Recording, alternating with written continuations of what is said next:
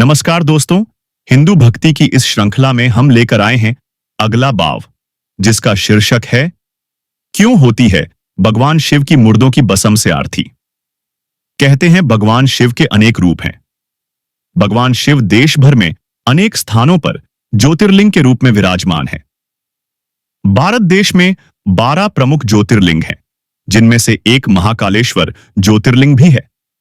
भारत के हृदय स्थल मध्य प्रदेश के उज्जैन में पुणे शिप्रा के तट के निकट भगवान शिव महाकालेश्वर ज्योतिर्लिंग के रूप में विराजमान है।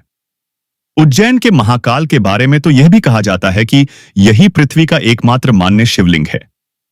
महाकाल मंदिर में आयोजित होने वाले विभिन्न दैनिक अनुष्ठानों में दिन का पहला अनुष्ठान है भस्मारती, जो कि भगवान शिव को जगाने और उनका श्रृंगार करने के लिए की जाती है।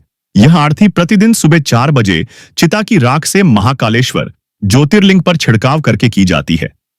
प्रतिदिन सुबह होने वाली भगवान की भस्मारती के लिए कई महीनों पहले से ही बुकिंग होती है। भगवान महाकाल की विभिन्न पूजाओं तथा आरतियों में भस्मारती का अपना अलग महत्व है।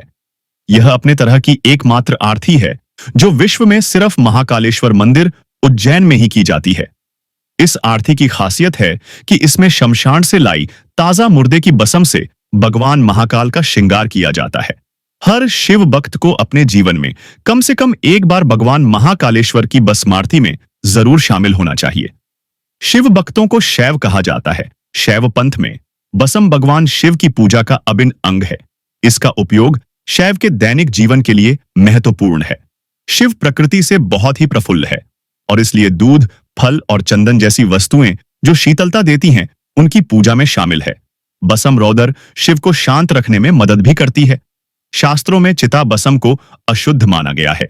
चिता बसम का स्पर्श हो जाए तो स्नान करना पड़ता है, परंतु भगवान शिव के स्पर्श से बसम पवित्र होती है, क्योंकि शिव निष्काम है, उन्हें काम का स्पर्श नहीं है। शमशान शिव का पसंदीदा निवास है, इसलिए चिता, बसम, मृत शरीर की राख शिव से बहुत प्रिय है। जीवन में विनाश ही अंतिम कदम है। जब सब कुछ एक हो जाता है, विविधता एकता हो जाती है। विनाश हर चीज की प्रकृति को नष्ट करता है जो भी मौजूद थी। राख वास्तव में सामग्री का सबसे शुद्ध रूप है, क्योंकि इसमें किसी प्रकार का मिश्रण नहीं, सिर्फ शुद्ध राख है।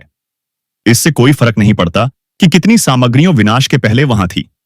विनाश के बाद केवल शुद्ध राख बचती है और कुछ नहीं आदि। योगी भगवान शंकर स्वयं भी राख को शरीर पर लगाते हैं, क्योंकि राख की प्रकृति शिव की ही तरह अविनाशी और अपरिवर्तनीय है। शैव उपन शब्द में भी लिखा है प्रकृति नश्वर है, भगवान अविनाशी। संस्कृत में भस्म शब्द का अर्थ है एक ऐसी वस्तु जो हमारे पापों को नष्ट करे और परमपिता परमात्मा की याद दिलाए। भस्म लेपन बुराई के विनाश और देवताओं के स्मरण का प्रतीक है। भस्म शरीर के साथ अपनी झूठी पहचान जलाए जाने और जन्म मृत्यु के बंधन से मुक्त होने का प्रतीक भी है।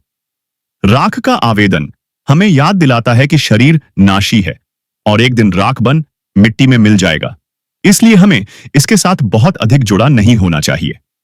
हम उम्मीद करते हैं कि शिव और भस्म के रहस्य से कुछ पर्दा तो जरूर उठा होगा।